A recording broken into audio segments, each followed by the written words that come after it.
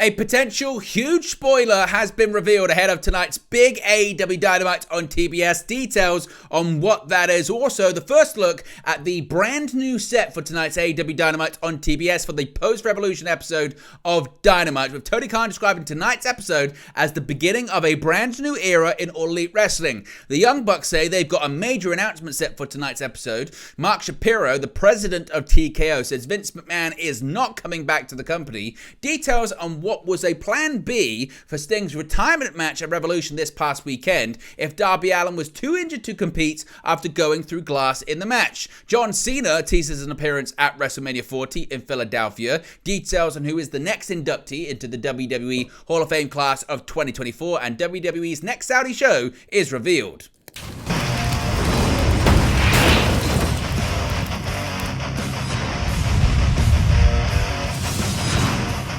Hey guys, welcome back to Wrestling News 365. Hope everyone is doing very well. As always, plenty of news stories to get into in the world of professional wrestling. Let's start off with this huge potential spoiler for tonight's episode of AEW Dynamite on TBS. Now, of course, as you've seen in the title, on the thumbnail, below me, everywhere, spoilers ahead. Skip ahead if you don't wish to be spoiled for this evening's episode. I'll give you 5 more seconds. 5, 4, 3, 2, 1. Let's get on to the big news, and that is that the Rainmaker himself, Kazuchika Okada, is expected to be on tonight's episode of AEW Dynamite on TBS, and he's expected to be there as an official member of the AEW roster. The Rainmaker may be in All Elite Wrestling as early as tonight. Kazuchika Okada has been a free agent since his New Japan Pro Wrestling contract officially expired on January 31st. Despite continuing to appear for the Japanese promotion into February, he has now completed his final matches, and attention has shifted towards where he may go next. Now, speculation, of course, has been rampant over his future, but according to reports, we won't have to wait long to see what his next step is going to be. Per PW Insider, it's been reported that, according to sources in Japan, Kazuchika Okada traveled to LA last weekend, and he is still in the United States. The expectation in Japan is also that he will be debuting as an official member of the AEW roster on tonight's AEW Dynamite on TBS. This is what PW Insider said, quote, "Sources in Japan confirmed to PW Insider Elite.com that Kazuchika Okada traveled last weekend in Los Angeles, and he is still in the United States. The expectation within Japan is that the former IWGP champion, one of the best in-ring wrestlers in the world, will debut as an official roster member for AEW at tonight's Dynamite taping," end quote. Okada, undoubtedly one of the best wrestlers in the world today, and it's considered to be a huge get for AEW, and also it comes at a very strong time when it comes to acquisitions for All Elite Wrestling, following on from Will Ospreay's first appearance as a full-time roster member last week, and the likely debut of Mercedes Moné at Big Business in 7 days' time in Boston, Massachusetts. So what are your thoughts on Kazuchika Okada possibly debuting for AEW Dynamite on Dynamite tonight, live on TBS as an official member of the AEW roster? Let me know your thoughts and reactions to that in the comment section below. Now, let's talk about this brand new set that's going to be debuting live on AEW Dynamite tonight. It's a new season and a new era for All Elite Wrestling. Now, the first look at the new AEW Dynamite set ahead of tonight's show has been revealed, featuring the new show logo. Of course, AEW held its Revolution pay-per-view event on Sunday, March 3rd, which featured the retirement of professional wrestling icon Sting. Ahead of the show, AEW revealed the new logo for Dynamite, which is set to debut on this evening's broadcast on TBS, along with a new set for the program. Per Sports Illustrated, the first look at the new set for Dynamite has been revealed, which you can see on the screen throughout this video. The stage features a curved screen similar to that used by WWE for Raw back in sort of 2017-2018, as well as the return of the face and heel tunnels made famous during Dynamite's early years, similar to what TNA used for the Impact sets back in the mid-2000s. In the article from Sports Illustrated, Tony Khan referred to tonight's AEW Dynamite show as the first of a new era of the company following Sting's retirement. He said, quote, "Tonight is the perfect time, especially coming off an amazing AEW Revolution. In many ways, it was the end of one chapter and the beginning of a new one. Sting ended his phenomenal 3-year run in AEW and the most iconic career in wrestling, going out on the highest of notes as an undefeated AEW Tag Team Champion. So, tonight is the start of a new era, and people are going to be very excited when they see this new set on Dynamite." And when it comes to this, and more details about this overhaul, they come courtesy of Sean Ross Sapp of Fightful Select. Now, as I mentioned, we kind of spoke about the new logos last week, and this new color scheme has emerged on social media, but they're not the only changes. As I mentioned, and as you can see on the screen right there, the tunnels have made a comeback. Also, reportedly, according to Sean Ross Sapp of Fightful Select, there has been a brand new AEW Dynamite theme prepared.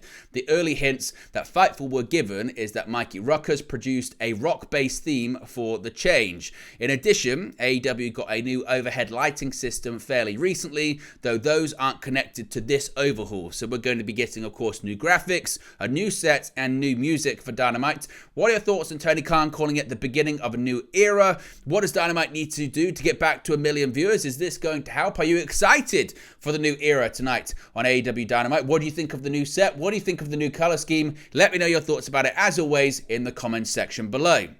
Now, speaking of this evening's show on TBS, the Young Bucks, they were involved in Sting's retirement bout this past weekend, and they've teased a huge announcement for this evening's Dynamite on TBS. After Matthew and Nicholas Jackson were defeated by Darby Allin and Sting in the main event of Revolution, the Young Bucks are now advertised to make a huge announcement on tonight's show. They posted the following on social media saying, "See you tonight," and a graphic that says, "A huge announcement from AEW EVPs Matthew and Nicholas Jackson." Now, the show takes place at the Gas South Arena in Georgia. When it comes to tickets, close to 3,000 tickets have been distributed as of a couple of days ago, according to WrestleTix. So, what are your thoughts on what the Young Bucks' major announcement could be tonight live on TBS for Dynamite? Now, let's switch gears here and let's talk about TKO Group Holdings, of course, the parent company for WWE, and the future of Vince McMahon after his resignation and after he sold a significant amount of stock earlier this week. Now, according to Deadline, Vince McMahon, the ex-TKO executive chairman who abruptly left TKO Group Holdings board in the wake of graphic sexual abuse lawsuits, is not coming back to the company, TKO president Mark Shapiro affirmed Wednesday. Speaking at a conference in San Francisco hosted by Wall Street firm Morgan Stanley, Shapiro said TKO, quote, "did not participate in the recent sale of Vince McMahon's load that he dropped off," end quote. He was referring to McMahon's decision, revealed Monday in an SEC filing, to sell $412 million in TKO stock. The company was formed last fall as a holding entity for WWE and UFC controlled by Endeavor.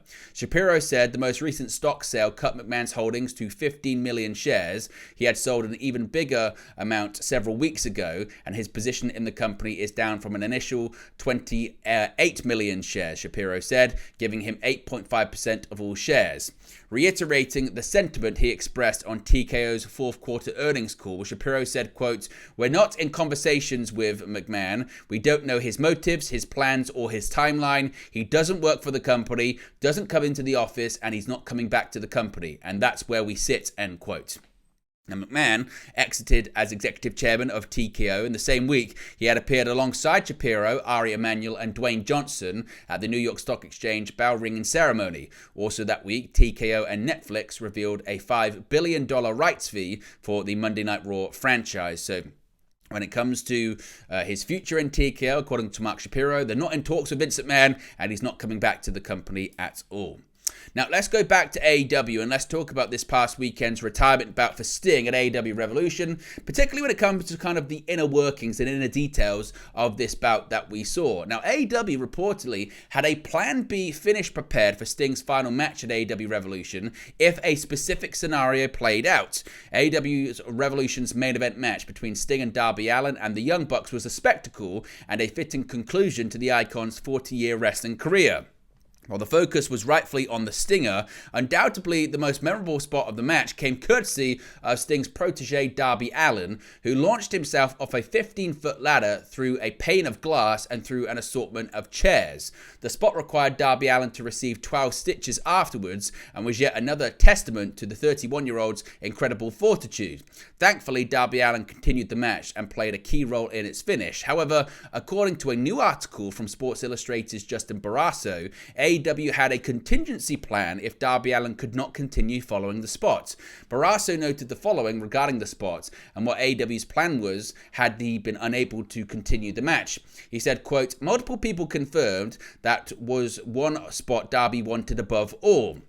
There was a plan B with a different finish in the event he could not return to the match, which turned out to be no more than a precaution. Once it was determined that Darby would make the jump, safety measures were applied. A rehearsal occurred earlier than usual in the day, and a stunt coordinator instructed how to place the items and reviewed the proper protocols. There were also nearby doctors anticipating the spot, and they were on high alert. And had Darby not been able to return to the match, the Bucks were prepared to call an alternate finish. As Darby revealed at the AEW Revolution post-show media scrum, he is set for a hiatus from the ring in the near future, but not for any rest or recuperation. Instead, Darby Allin will be setting off to climb Mount Everest. So seemingly, when it comes to the match, there was a lot of time prepared and certainly a lot of precautions and plans in place if Darby Allin couldn't obviously continue in the match. Now, when it comes to other aspects of the bout that were planned, according to Justin Barrasso of Sports Illustrated, though he wasn't physically involved, commentator Jim Ross also received praise for his involvement in Sunday's main event. Ross and the other commentators were reportedly not filled in on the specifics of the match, leading their cause to have this organic quality. Sting and Darby Allin, as I mentioned, were victorious on Sunday, and it seems as though nearly everyone involved was in favour of the finish, except for, initially, Sting himself. The Icon was said to have pushed for the Young Bucks to get the victory, but AEW President and CEO Tony Khan and others were adamant that Sting go out on top as an undefeated tag team champion. Now, John Cena has been doing the rounds recently when it comes to some media ahead of his most latest movie release, and he's also teased a possible appearance at WrestleMania in Philadelphia. Now, with WrestleMania 40 only a month away, many of the company's top stars are set to be in action on the show, including Cody Rhodes, The Rock, Roman Reigns, and Seth Rollins. One name not currently set for an appearance in Philadelphia is 16-time WWE World Heavyweight Champion John Cena, who has not appeared on WWE television since his loss to Solo Sikoa at Crown Jewel in November. However, Cena made an appearance on ESPN's First Take, where he seemingly teased an appearance at WrestleMania. When asked about if he prefers to wear jorts or suits, he said, quote, "So it depends. If we're talking WrestleMania 40, crossing my fingers, I hope the jorts are there. If we're talking First Take, I will do my best to put on a waistcoat for you." Now, Cena was in action at last year's WrestleMania event in Los Angeles, where he lost to Austin Theory in the United States Championship match. So the question is, do you think John Cena is going to be at WrestleMania later on this year? And who do you think he's going to be facing? Or what do you think he'll be doing if indeed he is at that event? Let me know your thoughts and predictions about that as well. Now, we spoke about previously this week Paul Heyman being the first inductee into the WWE Hall of Fame class of 2024. Now we know the next inductee is none other than Japanese wrestling legend Bull Nakano, yes, is going to be in the WWE Hall of Fame. WWE broke the news through ESPN today, March 6th, that Bull Nakano will be added to this year's Hall of Fame class. ESPN wrote, quote, "Bull Nakano won professional wrestling championships in 3 different countries, and this April she'll be immortalized by the world's largest promotion. WWE will induct Nakano, one of the greatest women's wrestlers of all time, into its Hall of Fame during WrestleMania week in Philadelphia," officials told ESPN on Wednesday. Nakano was quoted via an interpreter saying, quote, "During my active years, I was able to get championship bouts in Japan, America, and Mexico, but just one thing was missing. I didn't get inducted into the Hall of Fame. I wanted this. Finally, in 2024, in WrestleMania week, I'm able to get this."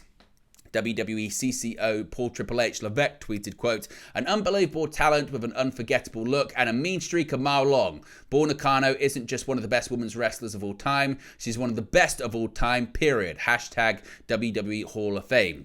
WWE released the following statement saying, quote, "Bull Nakano was a warrior, plain and simple, and the women who survived their run-ins with her have the scars to prove it.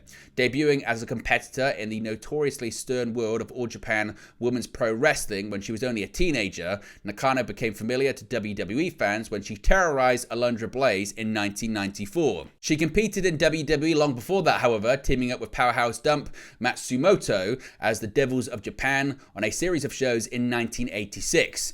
Even back then, Nakano was already carving out her persona as a black-hearted villain with a captivating appearance that was equal parts Tokyo Scream Queen and Bowery Punk rocker, shaving the sides of her long hair before it was popular, bull-rocked leather vests and fright makeup to draw the crowd's attention, but she was much more than that. A singles champion in Japan, Mexico and WWE, Nakano intimidated opponents with her unbridled intensity and put them down with her imposing frame.